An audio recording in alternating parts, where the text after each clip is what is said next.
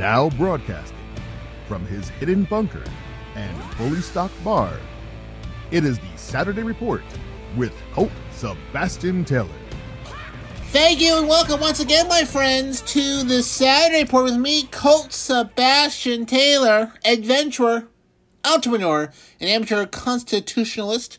And welcome to AWSM Radio, an independent, digital-only radio station that plays today's best music, old school classics, along with a rotating cast of all-star DJs.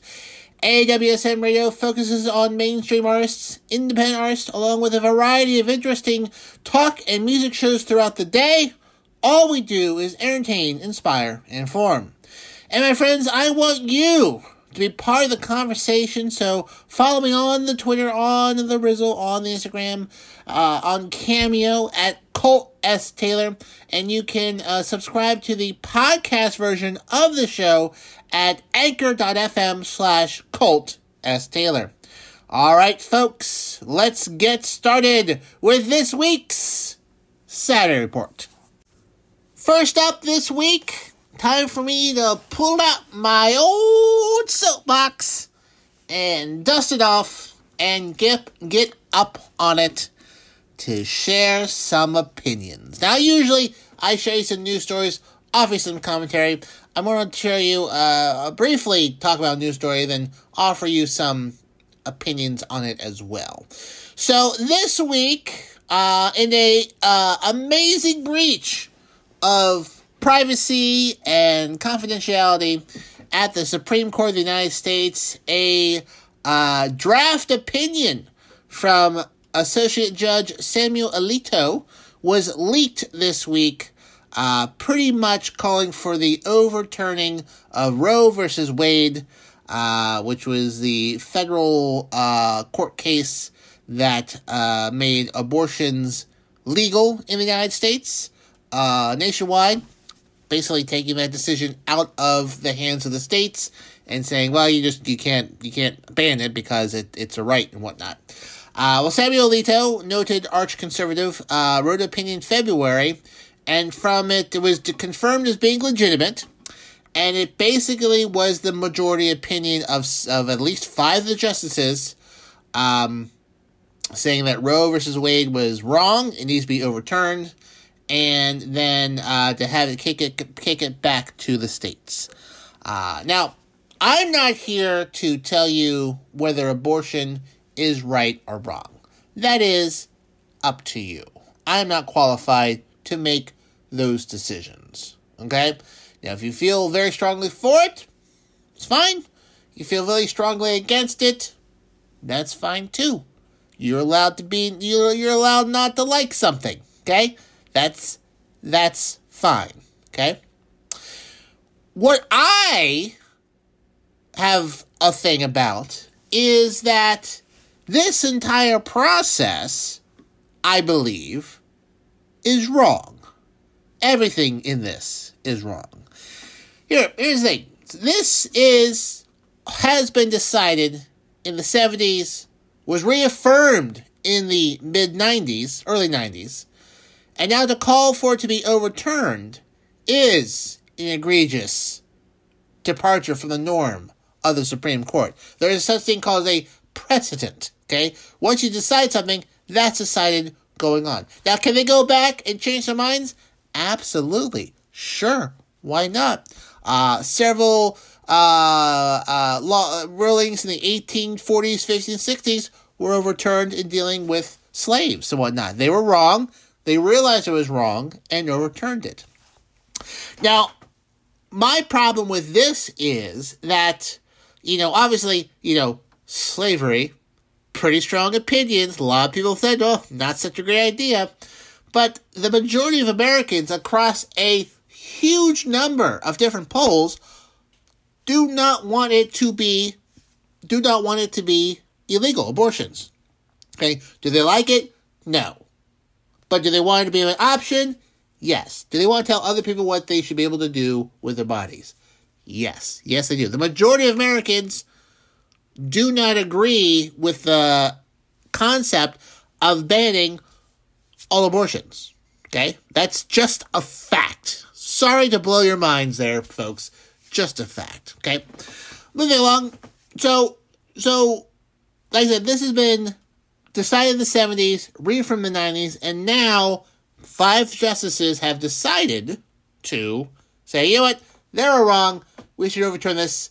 We're not saying make abortion illegal, we're saying this should be decided by the states. This should be decided by the states. Well, I'm gonna pick apart a few of these arguments here. Now, first off, the Supreme Court, okay? It is made up of, I believe, 7 people. I would like to note that 5 of the justices on the Supreme Court were selected by a president that did not win the popular vote of the United States of America. 3 by Trump, 2 by George W. Bush, okay? Now, if you want to say, the 2 by George W. Bush, Roberts and Alito were nominated and put on there after he won his second election and got a popular vote win. Fine. I'll give you that. But, he didn't win his first one either. But the last 3 by Donald Trump did not win the popular vote of the United States. You say, well, hey, Colt, there, that's the way, that's the way the system works. Okay, sure. Also, I would like to note that the last 3 approved Mr. Gorsh, Mr. Kavanaugh, and Ms. Barrett there by a voting for approval of 54, 50, and 52. So the 3 judges, the last 3 judges on there, also approved by the Senate, representing less than 50% of the population of the United States of America. Okay? If you look at the 50 senators that approved this, they do not represent 50% of America. They represent quite kind of a small part. But you say something, hey, Colt, listen, you know what? The founders of America, they set this system up to be like that, They knew what they were doing. And this is the way the system worked. Well, I find that argument to be interesting as well. So the founders set up a system that was perfect from the get-go. Except for the part where the women can't vote. Certain members of the population were worth 3/5 of a vote. Let's see here. Senators were not elected by the people until the early 1900s. Fun fact there. They're selected by the states. Fun fact there. And then when the founders put together the government, there was no such concept of political parties. So, for me, that sort of argument of you're just against the system. You're against the founders. No. I think the founders of the United States, they certainly got things started okay. But you know what? Things change over time. Women got the right to vote. There were no more 3/5 compromise. That wasn't a thing anymore. Let's see here. We elect senators by the state, which oddly enough is somewhat of a more reflective part of the will of a state, because it's not gerrymandered, it's by the state. And there's a whole host of other things that are different now than they were in the 1790s. Why? Because we're not in the 1790s. So I find, circling back, the concept that this ruling is fair and just and the will of the people, that's just not true. That's just not true. That is scientifically and mathematically false. It's the will of some people. It's the will of some people who are very well funded and certainly know how to play in the system. Nothing more or less illegal about anything of this. Is it right? No. Now, I would also argue that a lot of these judges have said, well, Roe versus Wade, that's decided. That's a decided precedent. Well, golly, overturning something isn't really something that I would say is the term precedent and whatnot. So I think you can make a decent argument that 3 of these judges lied under oath to the United States of America. Now, also, just to circle back here to the outrage that this draft was leaked, the sanctity and the legitimacy of the courts has been attacked. I've been hearing from a variety of my right-wing friends. You know what I think hurt the legitimacy of the Supreme Court? Since that's such a concern of some people. You know what I think hurt the legitimacy of the Supreme Court? I think what hurt was that putting Amy Coney Barrett onto the bench on October 27th, 2020, days/weeks before an election, a national election, whereas when Neil Gorsuch was put on the bench, he replaces Scalia, who died earlier in 2016, and the Republicans were like, well, we can't put someone on the bench during an election year. We should let the people of the United States of America decide the next Supreme Court nominee by having an election. The next president should select the judge. The next judge for the Supreme Court. It's an election year. Ruth Bader Ginsburg passes away. We've got to get a judge on there as soon as possible. The election is coming. We can't wait. We need to do it right now. Hurry. So that sort of legitimacy that certain right-leaning folks are concerned about, I find to be crocodile tears. Crocodile tears. Not to mention, in 2016, there was a thought going around like, well, listen, Anthony Scalia's died. If Hillary Clinton becomes president, the Supreme Court doesn't need all the justices. We could wait. I think there's 9. Is there 9? I'm just thinking about 1, 2, 3, 4, 5, 6, 7, 8, 9. Okay, there's 9. There's 9. Not 7, there's 9. The Supreme Court doesn't need everyone. They can just have 8. Yes, look it up, folks. Ted Cruz was big on it. There was a thought in 2016, if Hillary Clinton won, that they didn't need to approve a Supreme Court nominee for 4 years. They could leave it at 8 seats. They could just do that. So before you decry the legitimacy and how political the Supreme Court is, I would say for you to look back at those actions. If you are okay with those actions, if you're okay with that being a thing, that being, it's all fair, but it's not right, okay? It's not good for democracy. If anything, it is anti-democracy, and it's wrong. It was wrong then, it's wrong now. And that sort of wrong, looking the other way, trying to win attitude has brought us to this point of history. This is where we are right now with this Roe versus Wade thing. Okay? And then finally, folks, it's a question of who leaked it. Oh, it had to be a left-wing clerk, a radical. Some moron on Newsmax said it was the newest Supreme Court nominee that is replacing Stephen Breyer. That she has surely leaked it. Conchita Brown Jackson, she leaked it. She doesn't even work there yet. She doesn't even have a staff. She probably doesn't even have a parking space there anymore. There's no way she could leak it. I'll tell you who leaked it. And then if I'm right, you owe me a Coke. It was Samuel Alito. Someone on him or his staff. Why, you ask? Because he hates Roberts, the Chief Justice Roberts.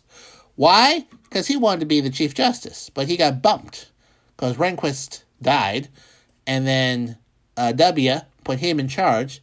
He is much more conservative than the rest of the panel up there. Judge Roberts tries to finesse and have consensus. Doesn't like that. He knows 5 folks. He got 5 folks to agree with him in February. And now he leaked it to pressure them to stick to their first vote. So, I have no proof, but neither does everyone else. So I might as well throw my hat in the ring. I bet it was him or someone in his office. So, now I've gone on for 15 minutes about this. So I feel very passionate about it. And obviously I haven't talked about anything about abortion because I feel like that is a very personal belief for people, and I don't have any right to tell people how to believe things. That's up to them. But the process, I'm very much a process person. The process of how we got here is corrupt. It has been corrupted, and the folks that are just looking the other way, they are as much to blame as anyone else. And I'll tell you what, folks, if this does get overturned, do you think it's going to stop here? Do you? Sit yourself down. Do you think it's going to stop with Roe versus Wade? Because it's not. Do you know what would be next up on the agenda? Do you want next up should be, quote-unquote, kicked back to the states? Marriage equality. I'm not talking about marriage for our LGBTQ plus society out there. I'm talking about interracial marriage. Yeah, I am. Something that some people feel like should be kicked to the states. Interracial marriage was not widely accepted by the majority of America until about the 90s. Okay?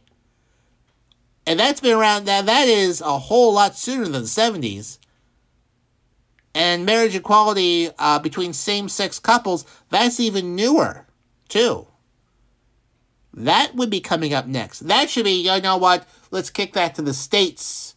There's nothing in the Constitution about who you can marry. Kick that to the states. There's nothing in the Constitution to decide your sexual orientation or what's legal, what's not legal. Kick that to the states. There's some states that want to re-examine Brown versus the Board of Education. Do you think the population that is pushing for this hard wants to stop that? They're going to stop there. They're not. They are not. They are going to go back to everything that they don't like or their parents didn't like and try to push it back. They found a winning combination. They found a Supreme Court that is open to their point of view. The shadow docket. People just make decisions without even hearing it. Okay? So, things are terrible, in my opinion. The process is broken, and there needs to be reforms.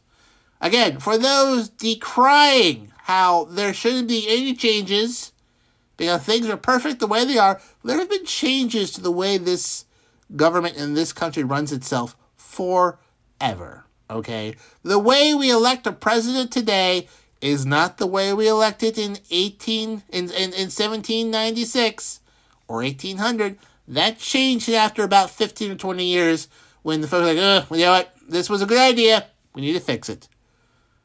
We don't have state governments elect senators anymore. Okay?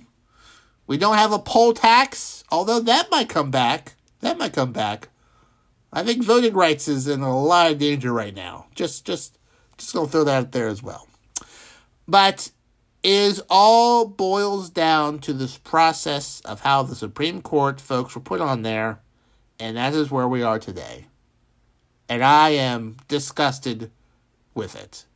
I have, my friends, muted, unfriended, unfollowed, and occasionally blocked a number of former friends and some family members this week due to their overjoyed reaction to the upcoming possible overturning of Roe versus Wade.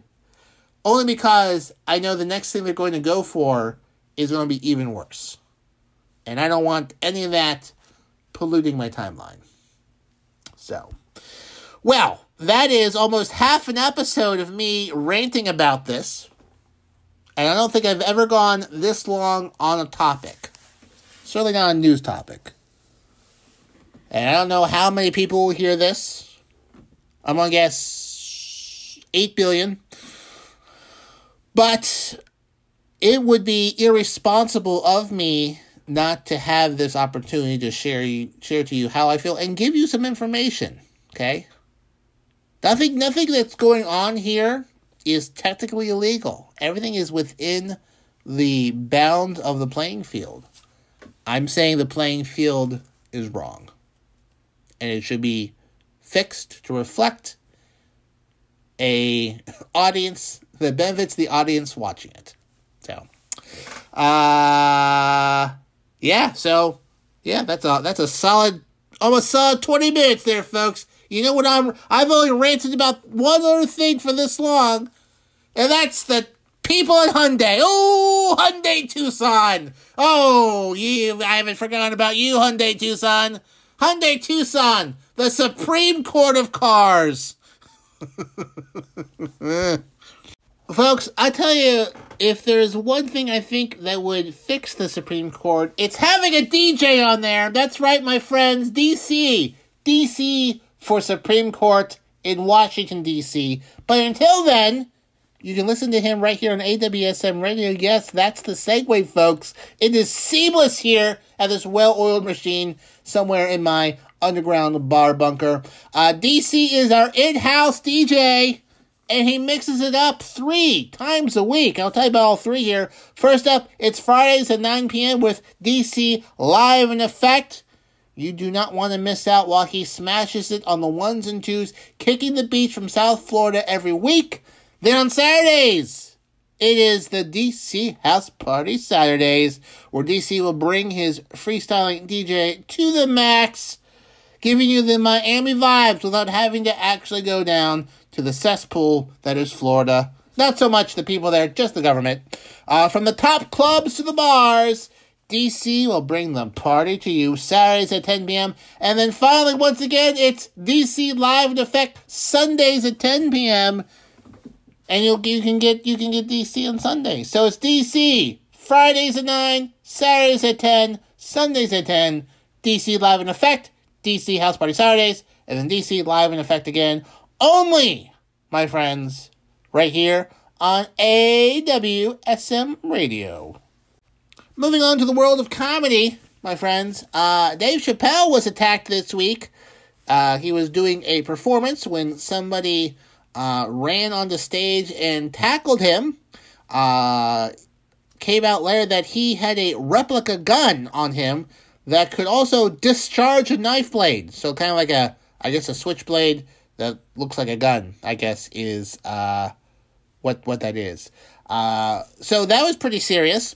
Howie Mandel was on a recent show, actually not a recent show, a show after this incident this week, and said he's afraid to perform live because of these incidents. Between that and then Will Smith slapping Chris Rock, Howie Mandel has some other mental health issues there with anxiety and depression, but he just does not want to do it. He says, quote, on a episode of BS with extras Billy Bush, watching what happened to Dave last night confirmed my fear. I was watching it kind of live on Twitter and then turned to my wife and said, I don't want to go on stage again. I'm just really afraid. My biggest fear 40 years ago was not getting a laugh, was somebody not liking what I said, and maybe somebody being offended and confronting me outside. You know, the jokes that were really offensive. Then cancel culture came along, and I was like, oh my God, if someone doesn't like your joke or you overstep the line, you could lose your career. He continued, after the Academy Awards, I said violence triggers violence. And this is one step that kind of opens the door and triggers somebody that if they don't like what you're saying or offended by what you're saying, now it's kind of okay because it's been done to be violent, and that's what my fear was. And I don't disagree with him. I mean, I'm not surprised at all that after the Will Smith thing that this would start happening. Now, lots of people don't like Dave Chappelle, okay? He has some problematic jokes, so to speak. He is not a fan of the trans community. I don't agree with what he has to say. However, despite that, running on stage with a gun that can shoot out a knife is not how you address a comedy that you don't like. Okay? That's just not how you should do it. And unfortunately, I think we're going to see more of this. Is it Will Smith's fault that this guy did this? No, he did not send that guy up there to take down Dave Chappelle.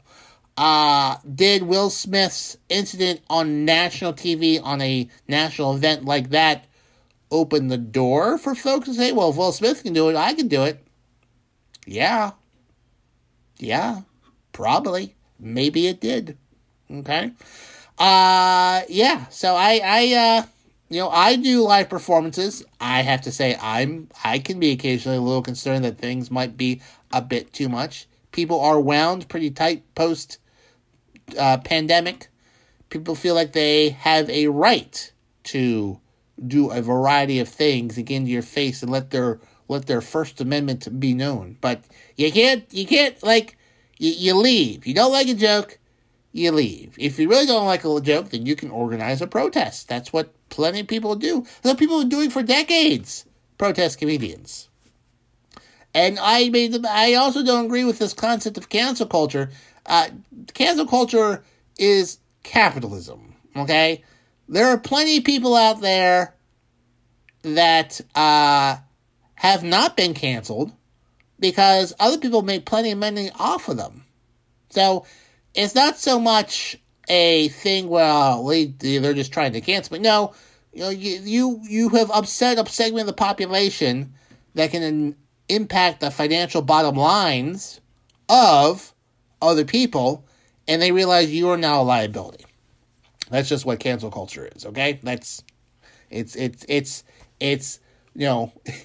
profits, it's profit margins. Cancel culture sounds really good. And a lot of people make a lot of money off of cancel culture. I do notice that people who decry cancel culture the most seem to want to cancel a lot of things. But that's different because those are things they don't like. But anyways, I digress. So Dave Chappelle attacked. We're going to see other comedians attacked, maybe. Will someone take a swing at me? Maybe. Although, unlike Dave Chappelle or Chris Rock, I don't have anything to fall back on. So once that happens, I will tip my hat and say goodnight and pick a new hobby than this. But until then, I feel like I can read the room pretty well, too. I don't go out to insult people. But anyways, Howie Mandel, concerned about performing. Dave Chappelle, attacked by a guy who got pretty messed up. Chris Rock, cheek, no longer red or swollen. Moving along to sports, Phil Mickelson, famed golfer. If you follow golf, which I do not, but I do know who Phil Mickelson is.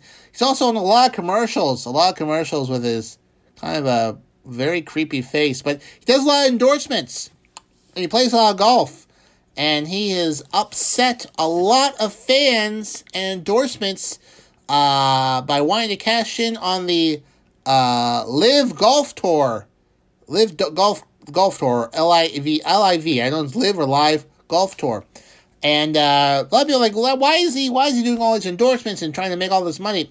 Well, apparently, to a unauthorized biography called Phil, the rip-roaring and unauthorized biography of golf's most colorful superstar, apparently between 2010 and 2014, he lost $40 million. $40 million. He lost $40 million in 4 years between gambling and extravagant purchases like a T-Rex skull, apparently, and a plane, some houses, plus an entourage of trainers, chefs, pilots, caddies, agent, swinging coaches, other things.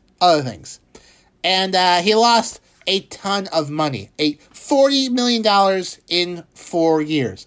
So, he obviously is making almost that much money. Once you're like $2 million in the red, unless you're a Trump, people tend to notice. So he's making at least $10 million a year and spending at least $10 million a year between those several years. So it's likely he is trying to cash in all this thing because he just spends money as soon as he makes it. As soon as he makes it, which is crazy. Now, a lot of this comes from his longtime caddy, Jim Bones McKay, who split up in 2017. Bones had fired Phil at the 17 Memorial over a series of simmering grievances, including hundreds of thousands of dollars of overdue back pay. And, yeah. So this is just the latest in his saga. He's the reigning PGA Championship winner, but he has sort of zipped back up from the public eye after him coming out. He's going to do this event, which is backed by Saudi Arabia, which, after the killing of the journalist, a lot of people say you should be going to Saudi Arabia, but since it's a ton of money, he wants to do it. In fact, there is a concern in the PGA that he might miss his title defense to make money elsewhere because he is so deeply in debt. And I have to tell you what, I am not a fan of Phil Mickelson. I don't follow golf, but I don't like that guy. I don't like his commercials. I don't like the way he talks. I think he looks stupid. Not a fan. I'm not a fan. So I wish I had that money. If Phil Mickelson wants to buy me and me to sing his praises, a paltry $5 million. That is 6 months worth of expenses for you, for a lifetime of praise for me, Colt Sebastian Taylor. You make terrible business decisions. Why not make a terrible business decision on me? It's a win-win for everyone. Speaking of sports, I usually do this last, but I'm switching up this week because I just talked about sports. AWSM Radio has your sports needs satisfied Wednesday nights here on the channel. At 9 p.m., it's To the Rack with Mac. It is your go-to spot for all things basketball, so you can join NBA expert Mac Daddy as he brings you a full hour of high-flying hoops expertise for all things NBA. You want to tune in to the Rack with Mac Wednesdays at 9 p.m. And then stick around because at 10 p.m. you're going to be saying to yourself, what's going on? And what's going on is our Fox affiliate show, providing listeners with over 150 combined years of sports knowledge, hosted by the great Nate Brown and his crew from Western New York. They've been killing it there for 2 decades, but now, my friends, they're going national, and we've got them right here on AWSM Radio. It's What's Going On at 10 p.m. So just to recap, for your sports needs, it's To the Rack with Mac at 9 p.m., What's Going On at 10 p.m., Wednesday nights, right here on AWSM Radio. Moving along, folks, to baby formula. Yes, baby formula. There is a baby formula shortage in the United States of America. That's right, about 40% of the top-selling baby formula products were out of stock in the last few weeks, and that has jumped from 11% from last November. Yeah, so the national out-of-stock levels are sort of waffling between 31 and 40%, but is now up to 40%. And obviously, something is not available. Joe Biden's fault. I'm sure the National Review or the Federalist are quickly typing up as many email fundraising emails as possible on this. But actually, actually. The problem is, of course, supply chain issues. There are problems getting ingredients. There are packaging issues. There are transportation shortages. There are labor shortages. Also, there was a major recall in January that recalled a bunch of baby formula that was getting children sick. So the combination of those things has led to shortages. And once people see shortages, they start hoarding, which only exasperates shortages, much like the toilet paper run of March 2020. So a lot of stores are putting limits in place, only letting people buy 3 or 4 things of baby formula at a time, trying to rationing it out a bit to everyone so everyone has an opportunity to get.